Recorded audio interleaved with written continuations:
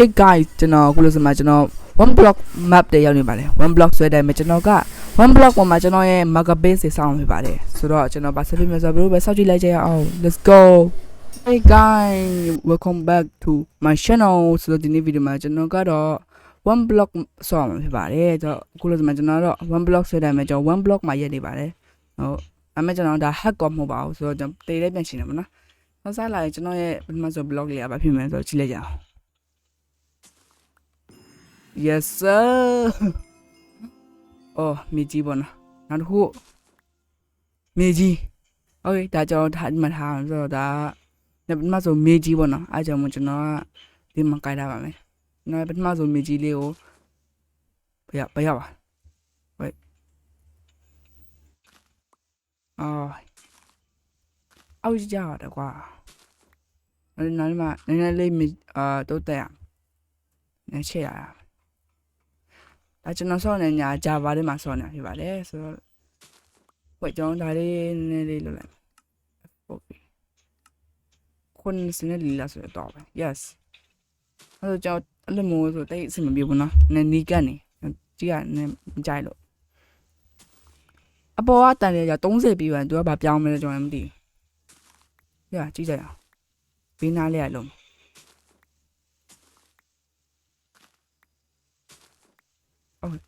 ကျွန်တော်ဒီနားလေးမှာနည်းနည်းလေးမြေကြီးတိုးတက်မယ်တိုးချက်မယ်နောက်ကျွန်တော်မှတ်တာမရမှတ်တာဒီနားမှာလူမျိုးလေးမှတ်လာလိုက် Okay no ဒီမလို့မရကျွန်တော်အခု30ရရဘာရမယ်ဆိုတော့ကျွန်တော်ကြည့်ကြရအောင် let's go 30ရပဲဆိုတော့ဘာလဲမသိ150တဲ့ oh my godတက်တုံးလေးရတယ် oh my okay တက်တုံးလေးရပဲတက်တုံးရနေကျွန်တော်တို့ဗာအေးလုံးကောင်းမယ်ဆိုတော့မကြီးတို့လည်းဟိုင်အေးလုံးအောင်နောက်တစ်ခုရဆိုကျွန်တော်ရလောက်ချင်းokay ကျွန်တော် mouse တွေရပါတယ် guys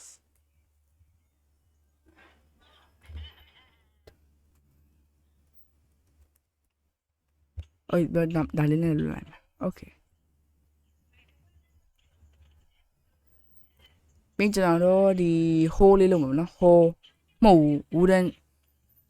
ကျွန်တော်ဘယ်လိုခေါ်လဲမေးပါထားလိုက်ပါ shovel ဟုတ်လား shovel Okay အဲ့ဒါမှကျွန်တော်မြေကြီးတူးရခါကျရင်ပူရညံ့တယ်မနော် No ကျွန်တော် first Yeah ဒီမှာနောက်ဆုံးဟာမင်းဘယ်နောက်ဆုံးဟာမယူနေတာယူတော့ယူ Yes ဒါမှ Okay ကျွန်တော်မဆိုမကြီးပါစမဘယ်ရောက်ရတယ်မသိ Oh my god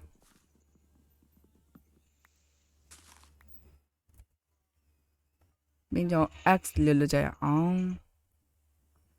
X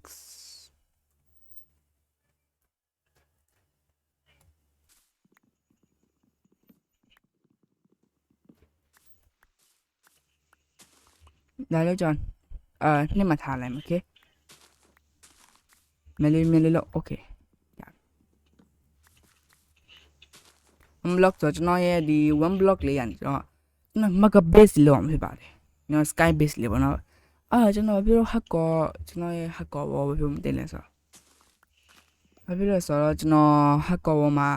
ကျွန်တော်ချာ version အဟောင်းနေပေါ့နော်စောက်ကြည့်လိုက်ရှင်မှာကျွန်တော် hack ကိုကပစ္စည်းတွေအကုန်ပြပါပဲလေဒါပေမဲ့ကျွန်တော်မသိသေးဘူးနော်ကျွန်တော်နေရပဲကြံ့တယ်ပြီးကျွန်တော်ပစ္စည်းဘာမှမရှိဆိုကျွန်တော်လည်းနောက်ပိုင်းကြမှာကျွန်တော်လည်းhack ကိုတပြန်ဆောင်ပါ Okayဟုတ်တယ်ကျွန်တော်အခုလောဆယ်မှာကျွန်တော်လည်းပြင်းသွားတယ်ဗောနော်ဒီ mouse ကြာကျွန်တော်အိမ်ဆောက်ရဲ့အတုံးဝင်နေပါ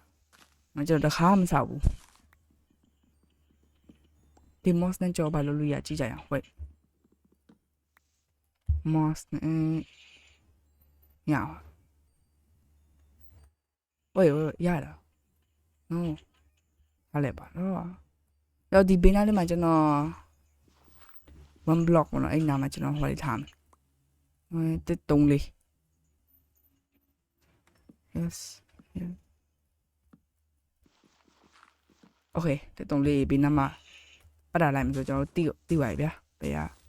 ဘယ်ကone block လဲဆို အော်ကြောင့်လုံးနဲ့တရားနဲ့9လောက်ရှိရပါပြီခင်ဗျာ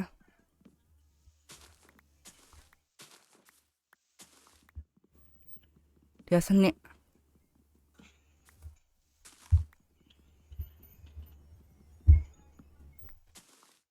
wait hello villager oh of course thank you oh ဒါကြောင့်မျိုးတော့ thank you so much မင်းကနည်းနည်းလောက်ဒါမှမင်းတို့ကြလို့မရနော်မကြောင်ပြောချင်တယ်မင်းလည်းမနေရလေးနဲ့တော့ချက်မဟုတ်လားမစီဟာငါနေမွေးလေးနောက်လေးလေးပဲဆို okay ရတော့လာမလောပါမကြီးလို့မကြီးအိုင်ရောရတယ်ဗျာခုနရမ်းမိုက်အဲ့ဒီရမ်းမိုက်အဲ့ဒါမရခမ်းတယ်ဘူးနော်ကျွန်တော်ကျွန်တော် one block ဆော့တိုင်းမိုးရှုံနေပြီပေါ့နော်မိုးရှုံတော့ခုနမြင်မဲလို့မရှိမတွေ့ပါလို့မရ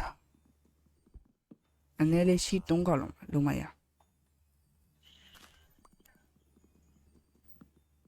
ဒီကောင်ဘာရောက်နေတာ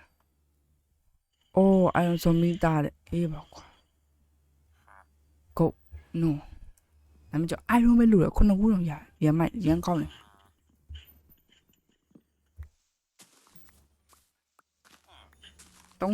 30မလားတော့ဘလောက်46အဲ့ဆိုမင်းခဏဆောက်ပါ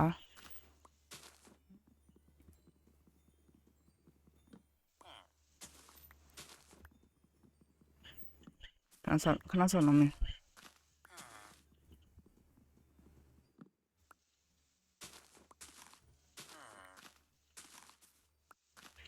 မဲ40နဲ့6ဆိုတော့နဲ63ဒါတော့ကန်ကောင်းလို့ပြောရမယ်နော်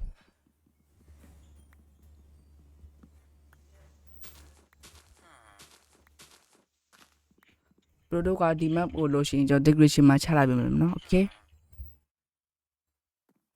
နောက်မှကျွန်တော်ဒီ description မှာကျွန်တော်ချပြီနော်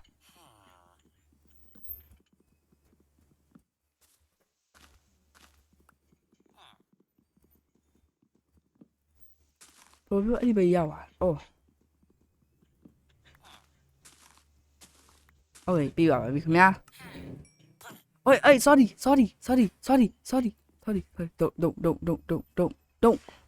don't မလုပ်နဲ့ stop running ပြေးနေနဲ့အဲ့လိုမပြေးဟေးဘရိုဒီကောင်ကြောက်ဖို့တော့မင်းအဲ့လိုလွတ်ပြေးနေတာမင်းငကြိုက်မိတော့မှာနော်လိုက်မပြေးနဲ့ပြေးမပြကြတော့မင်းပြေးတော့တရားကြကြီးဒီကောင်တော်လေးပြေးနေတာနော်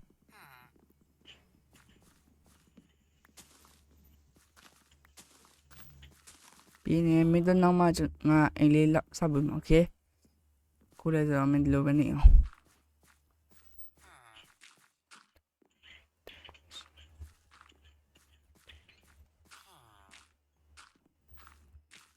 အဲ့တော့နဲ့တိုးချရမယ်ဒီကောင်ပြုတ်ကြအောင်လို့မစင်ပြေဘူးပြုတ်ကြပါနဲ့ပြုတ်ကြပါနဲ့ဆိုတော့အိုးဘယ်ရောက်ပါ no လုံးနဲ့ဒီကောင်မဲနင်းလုံးဝနေမနေဘူးဒီကောင်ရိုက်လိုက်ကောင်းမလားမသိဘူးဒီကောင်ကျွန်တော်ရဲ့ friend ပါနော်ဒါကျွန်တော်ဘယ်မှာဆို friend လို့ပြောရမယ်နာမတူနာမည်လေးပေးမယ်โอเค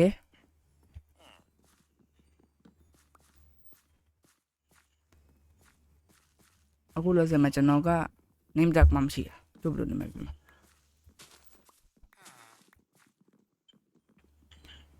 ဘယ်ကျွန်တော် stone မရရလားမသိဘူးငါဒီအပေါ်ကတန်လေးကပေါ်ကဘားလေး300ပြမှာ stone လေးလာမှထင်တယ်နော်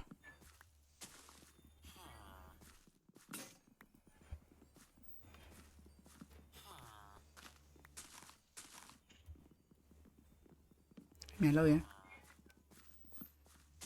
please နည်းနည်းလို့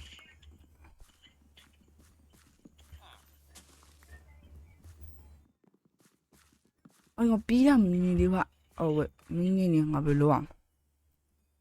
မင်းဘာမြန်တော့ what ဘာမြန်လဲအော်ဒီကောင်တိုင်ကောင်းမှမသိ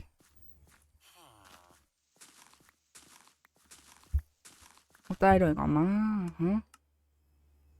ဘာမှဆိုင်ပါ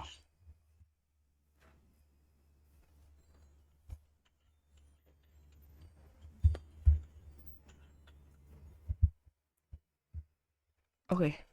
နောက်ခါပဲ what အော်လေဒီကောင် level တက်သွားလို့ဖြစ်မယ်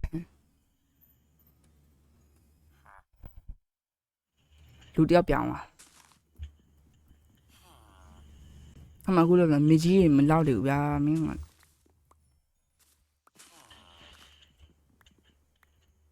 နိုင်ပါနေပိတ်တာမင်း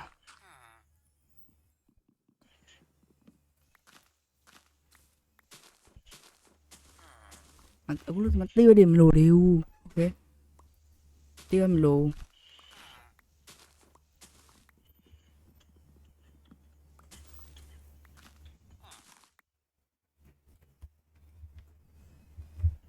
နော်မြေကြီးပဲများတယ်မင်းလည်းမြေကြီးတယ်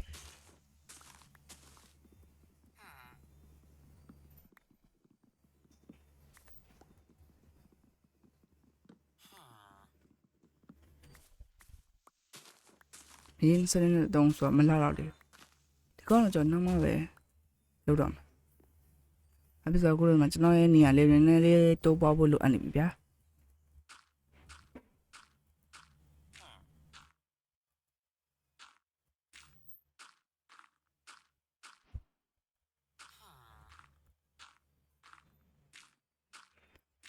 โอเคရ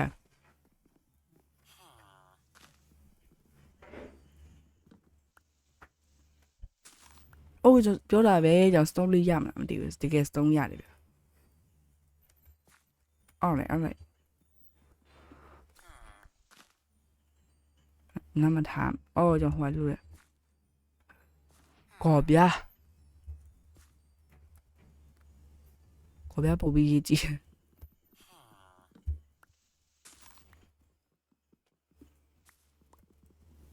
ရင်ကောက်နေရမိုက်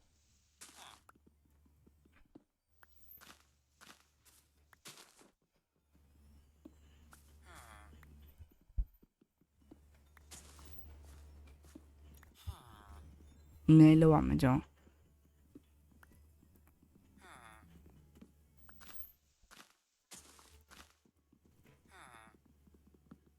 နာနီလဲဒီကောင်ကလဲအိုးဘာလဲမသိဘူးနော်မာဒီသူ့ရဲ့အိုင်ယွန်လေးလိုချင်တော့မှဒီတိုင်းပဲအိုး40ပဲအင်းရပြီလို့ဟမ်46ရောက်တယ်ငါ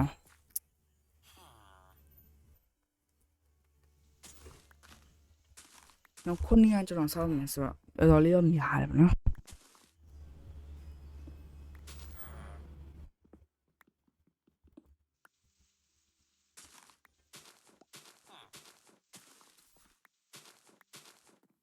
ပြောကြမယ်နော်ရအောင်စနေတော့ရပါတယ်โอเคစနေတော့မလောက်တယ်ဗျ17လောက်မှကျွန်တော်ရက်မှာမဟုတ်ပါ17လောက်လို့17လောက်အဲ့ဒါမှကျွန်တော်မီးဖို့တော့ကုန်ပြရ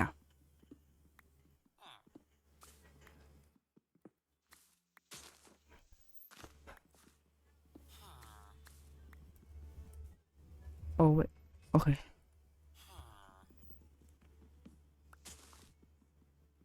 ပြေးလောက်ပြီနေ19တော့โอเคနောက်ထပ်တုံးတော့စောက်လိုက်ရပြီဗျာမကျွန်တော်အုပ်50နေတဲ့တုံးတော့ရမနေဘူးနော်အဲ့ဒါလေပြီးဆိုရင်ဒါလေးလောက်ရမယ်ခေါ်ပြမလို့အောက်ထနာလေးဗျ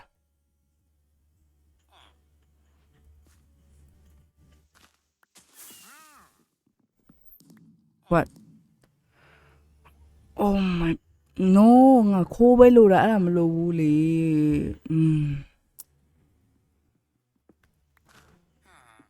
ဟာခိုးကြောအေးဆေးပေါ့နော်ဒီမှာဒါချမယ်ပြီးဆိုကြောဒါလေးနဲ့ဟုတ်တာလေးပဲဟာဘုဒါစဉ်းစားမိတာ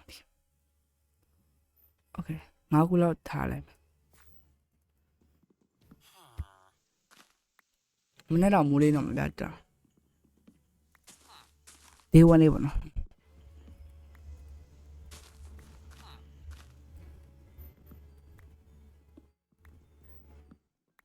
ဘရိုကျွန်တော်တုံးနေတယ်ဘရိုဒီဆိုဒီယမ်မော့လေးကျော်ဘရို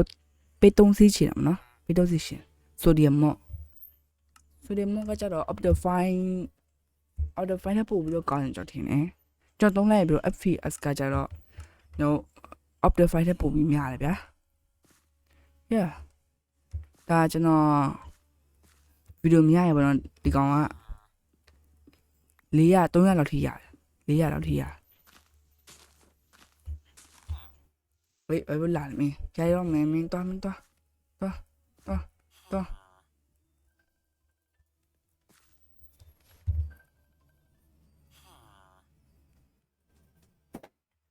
OK，就啲講嘛，慢慢養就唔是咯，慢慢會就唔是咯。咪住一路呢的 one block 數，就啲講會嚟好咯。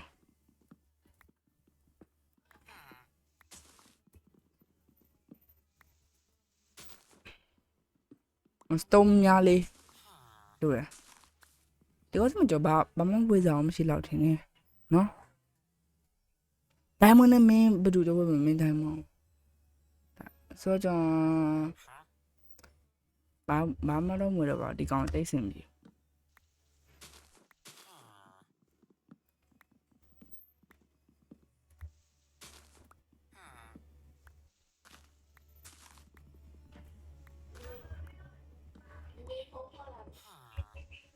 Okay, come on.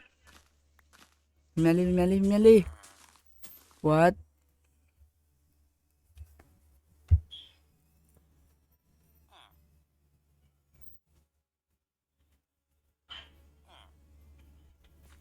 Okay, John. Melly လောက်အောင်နော်ရပြီပြီးရင်ငါ iron လေးနဲ့ကြိုကြရအောင်ခင်ဗျာဒါဆိုရလာပါပြီကျွန်တော်စဉ်းစားပါဘူးကျွန်တော်ဘယ်မှစားရလဲမသိဘူး stone ကိုပဲလို့ရအောင်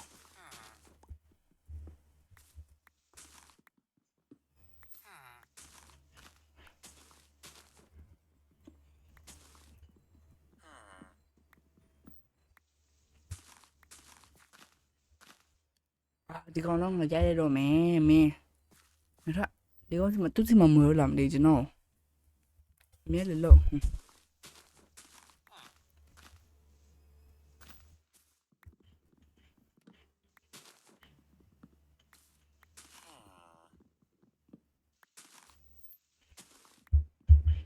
မဲလို့ကျွန်တော်အခုကအော်ငါဘုံငါ့ကိုတိုင်နေဟာဘုံငါ့ကိုတိုင်နေဒါမှကျွန်တော်တို့ခြေတိုင်းနဲ့ဆဲဆိုကြည့်ကြအောင်โอเคတို့ခြေတိုင်းထဲတော့ဘရိုကဆိုဒီယမ်မှာဆိုရင်ခြေတိုင်းထဲလို့မရဘူးเนาะဘရိုကထပ်ပြီးတော့ mod တစ်ခု download ရတယ် mod တစ်ခုနောက်ထပ် download ရတယ်ဗျာအဲ့ဒါမှဘရိုထည့်လို့ရခြေတိုင်းမထည့်ချင်တော့ပါဘူးခြေတိုင်းထည့်တော့ကြည့်ရတာကောင်းပြီမဲ့လေလောက်ကမှကြောက်လို့ပေါ့နော်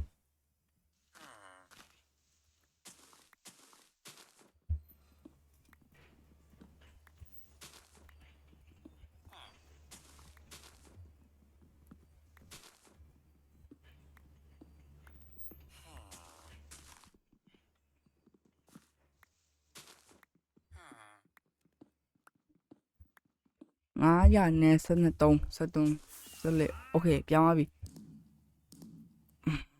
ဘာလဲโอเคရပါတယ်ခုနပါတိန်လို့ဒါလေးကြောက်ဝယ်လိုက်နော်လေးတော့ရပြီကောပါကျွန်တော်မလို့မျိုးဒီโอเคနောက်မေးစီမှာငါနောက်မလို့တော့စတုံးလေးနဲ့โอเคရပြီအဲ့လောက်ပဲ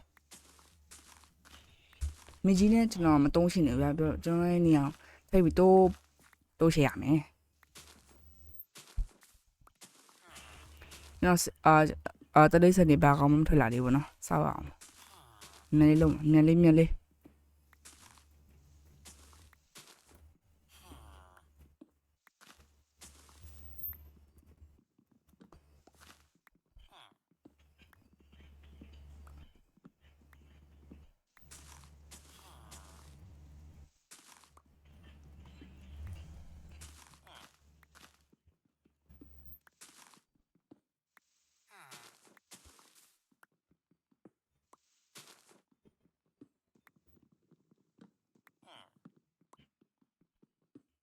နည်းလေးကြာနေတယ်ဟုတ်ဒါ1 star တော့ရောက်ရဲဆိုများလေးပဲနော်တော့နည်းတော့ဖွာကြရအောင်ငါမလိုဘူးမလိုက်လာရင်မသိပါမယ်မလိုက်လာနဲ့လို့ပြောလိုက်လာလေမတွန်းချနေတော့ရတော့ချောက်လည်းမရပါဘူးနော်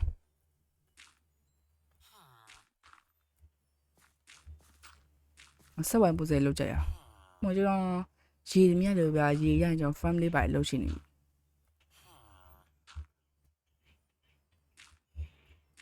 โอเคနောက်သေးပြီးကျွန်တော်ပြန်ရှင်ကျွန်တော်ပစ္စည်းပြန်ရမလားမသိဘူးမင်းလည်းထင်အားကြောင့်ကျွန်တော်အကယ်မို့မတော်မသက်သေးဝိုင်းဗျာပစ္စည်းပြန်မရအောင်ပြန်ရအောင်လို့ကျွန်တော် chat လေးထဲမှာကျွန်တော်မလွဲပစ္စည်းတင်ထားလိုက်မယ်လိုတိုင်းအကုန်မလိုဗျာအဲ့ကုန်တင်ထားလိုက်မယ်โอเคကျွန်တော်ဒါလေးကိုကြတော့နောက်မှပဲကြည့်ဖွာနောက်မှပဲစိုက်တော့မှပြင်ရโอเคအော်ဒီဥစားအိုး god ဒါလေးဘယ်လိုရမလဲဒါလိုအပ်တယ်ပေါ့ဟာငါတော့ဒါမဲ့တက်ပေးဆိုင်မနိုင်တခုလုပ်ကြရ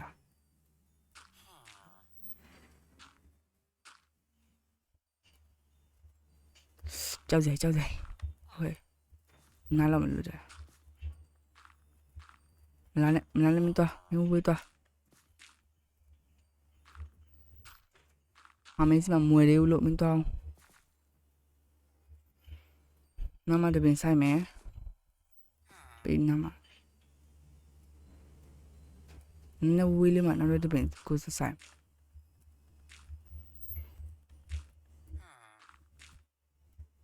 နောက်ဒီမှာနောက်တပင်ဆိုင်ကြရအောင်โอเคပါနောက်ဆုံးတပင်ကကြတော့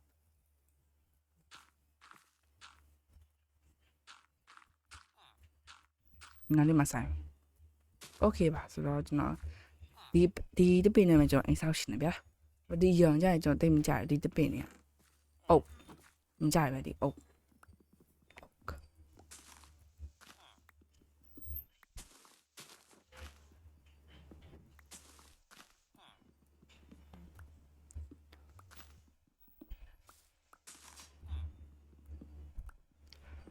လို့ကျွန်တော်တန်နဲ့တိုးရလားမသိနော်ကျွန်တော်တန်အဲ့လိုအမြဲတိုးနေနဲ့ကျေတိုးနဲ့ကျေလေးထပ်ပြီးတော့နှင်းရတန်ကျေဝါနော်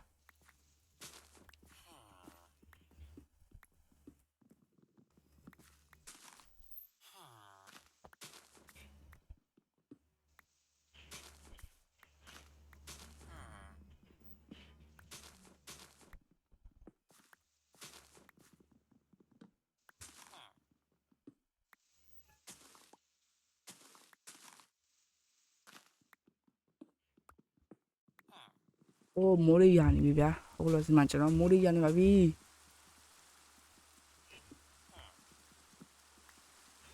ဟာဘမိုးကလည်းအခုမှလေရွာနေတာတော့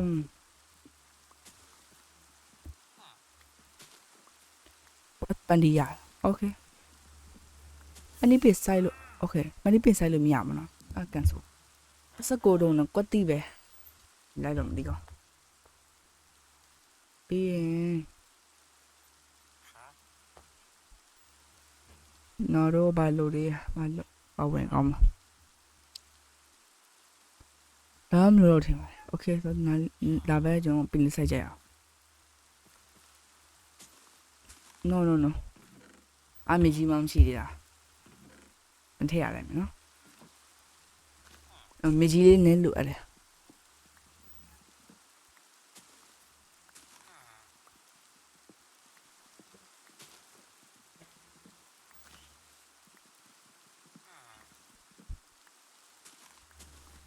Okay ဆိုတော့ bro ကျွန်တော်နောက်ထပ်950ရောက်မှပြန်တွေ့မယ်နော် okay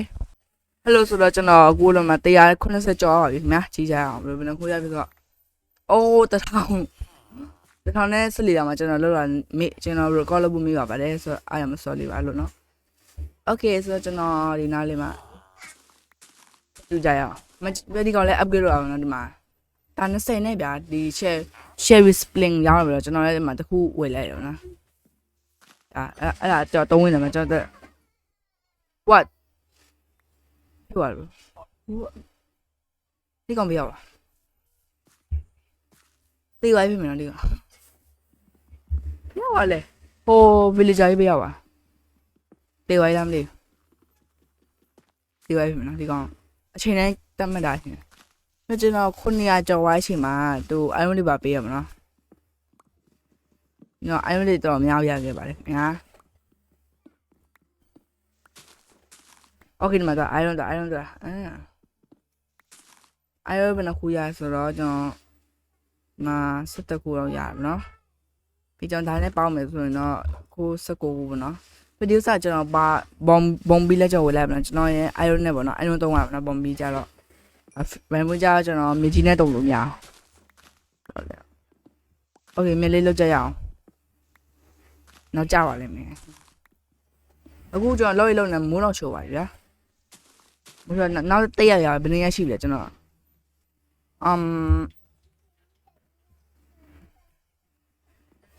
နေရှိပြီလဲဆိုတော့ wait ဂျမ်ဒေတူရောက်ပါပြီခင်ဗျာအားလုံးပဲဒေတူပါ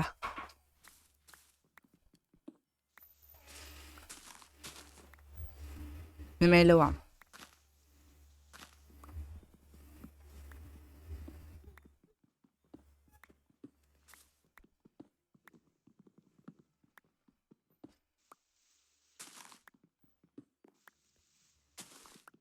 အဲ့တော့ထဲတုံးသိပဲဗျာရန်မိုက်တယ်နော်တော့1500ဆောက်အောင်မယ်ကြားကြီးပဲဆောက်ရမယ်ဗျာအဲ့ဒါလုံးဝမမိုက်ဖိတ်မိုက်1500ဆိုတော့နည်းနည်းတော့များပါလား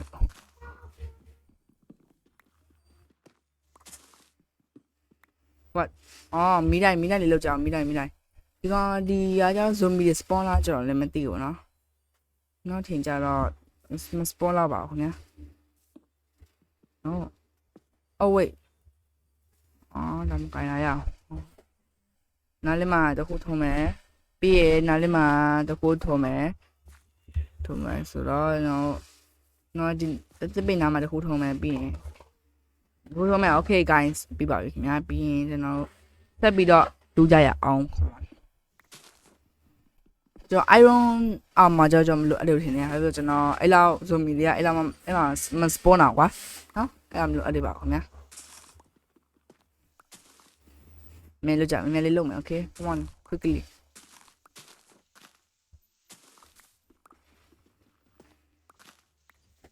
ကျွန်တော်ညလေးတိုးတကြနည်းတိုးချက်ရ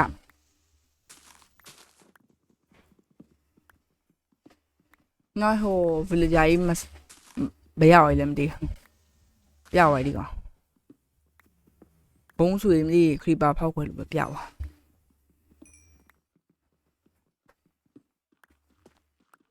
မဲလို့ကြအောင် come on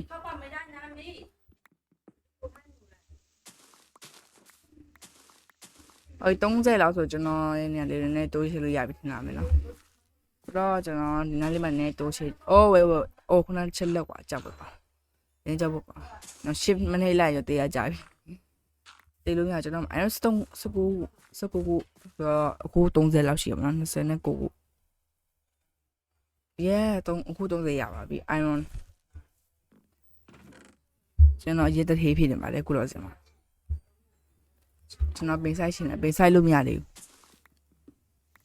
1500လောက်ပြအောင်မြန်လောက်ရမယ် come on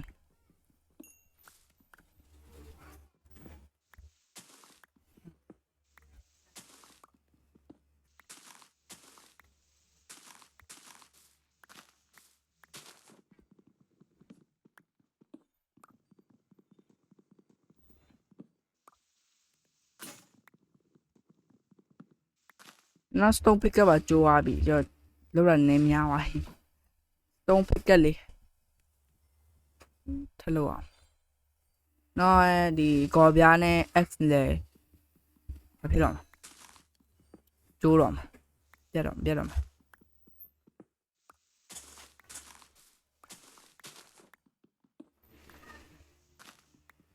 မလောက်ပါလို့เนาะโอเคအိုင်ယွန်းလေးအများကြီးရပါတယ်ခင်ဗျာ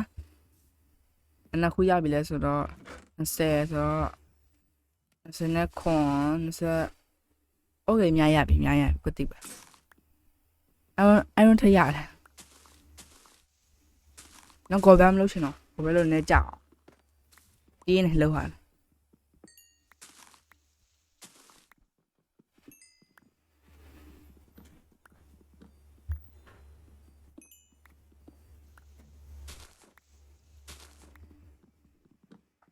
ကျိုးတော့မယ်ကျွန်တော်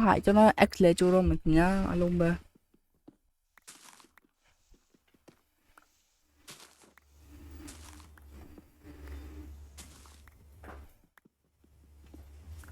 အိုင်ယွန်းလေးအများကြီးပဲ3 4 လုံးထရပါတယ်ခင်ဗျာကျိုးပြီမကျိုးတယ်ကိုသိပဲအိုးမလဲအောင်မူးလေးတော့အိုးလာဒီရလေးကြော်တော့ကြိုက်အောင်ပြင်လာ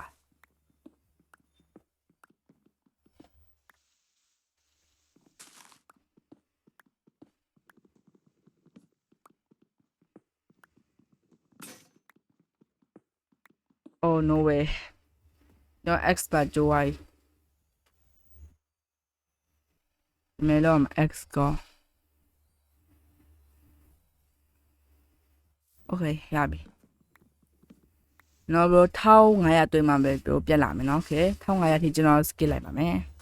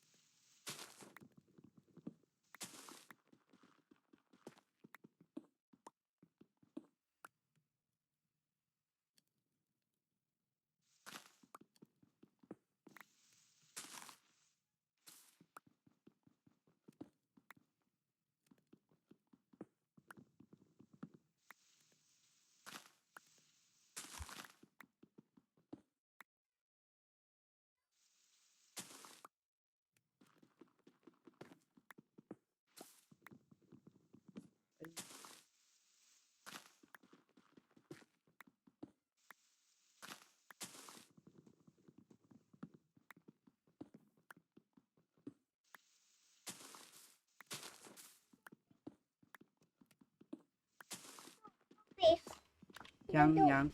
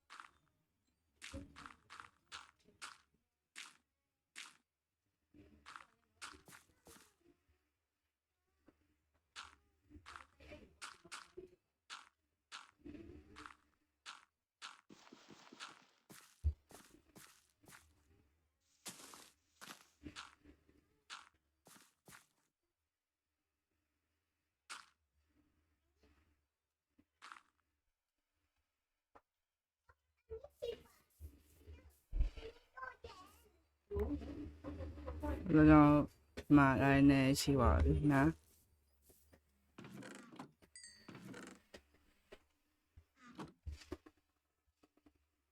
เจ๊ตัวพุ่งมาตัวนี้ยังมาตัวไปได้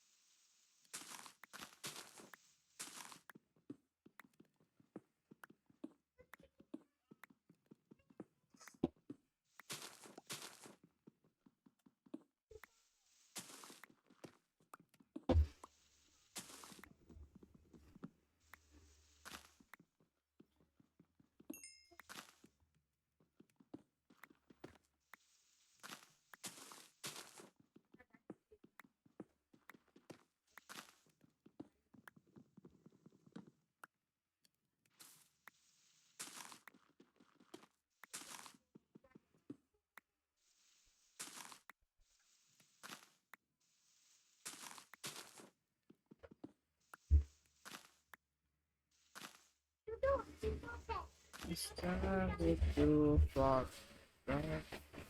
romance you won't let it go. Bring me to you. I'm not to be fine. You know it's fine. There's a time.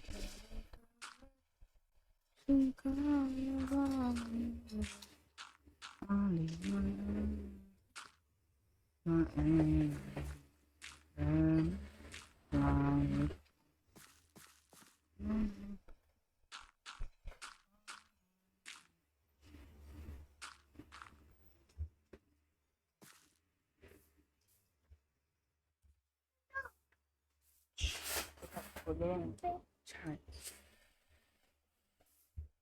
Hey, la, come on.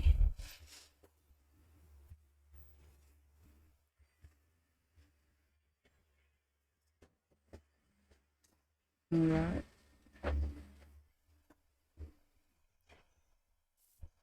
So đó alo mấy cho nó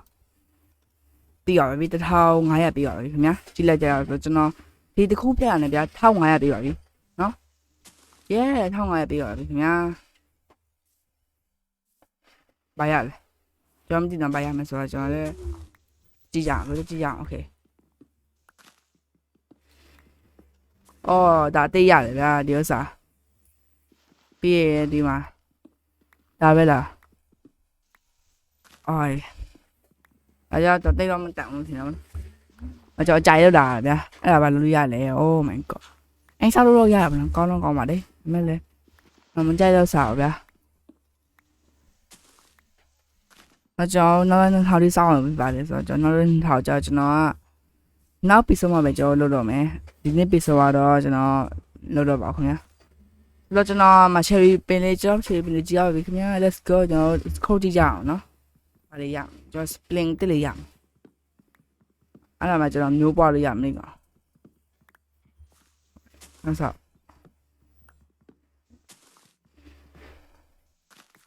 ok nên sao vậy đã để bà vì cherry đi ạ đã chạy cherry bên chạy rồi mà cherry bên cho anh lo tị anh đây anh làm sao nó em là đi uống mà giờ sao bị sao mẹ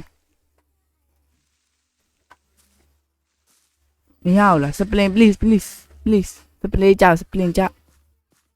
một miếng ba bộ please cha miếng cha rồi năm về thì cha ở cô là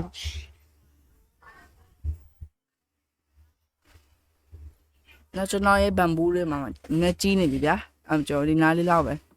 cô lại chả tiếp cha ok sao cô già đấy không thì sẽ liệu già được nhá bây giờ đi nào đi mà cô thả mẹ nào đi mà giờ tôi cô thả mẹ bia thả mẹ trái nào mà thả đi mà thì những cái lá rồi tôi xem bị được mà nào đi mà tôi cô thả mẹ em nói chuyện này mà khu thả ai đó ní cái bị thải rồi ok ya bà đây anh mà khu thả mẹ nằm thả mẹ bây giờ nói mà khu thả mẹ ok ya bà biết nhá tôi sẽ lên về cho nên sao chả ôi mà yes sir rồi mình khu ya nó khu rồi ya bà biết come on tung ya bà ok ôi mà yeah lên khu ya bà biết nhá ok ngã khu ya bị em mày喂cho ta đi你票你票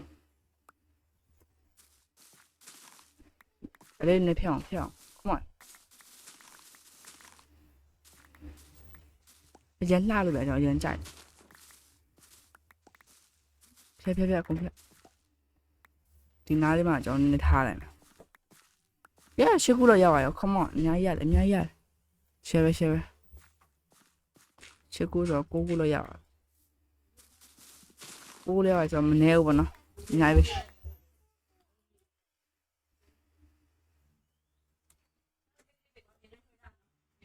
ဆိုတော့ကျွန်တော်နည်းနည်းထည့်လို့အောင်အများကြီးပဲ oh my god one stand နဲ့9ခုလောက်ရပါတယ်ခင်ဗျာကျွန်တော်ချက်နေအများကြီးအဲ့ဆိုကျွန်တော်နည်းနည်းလေးထပ်ပြီးတော့မျိုးပွားရမယ်โอเคပါ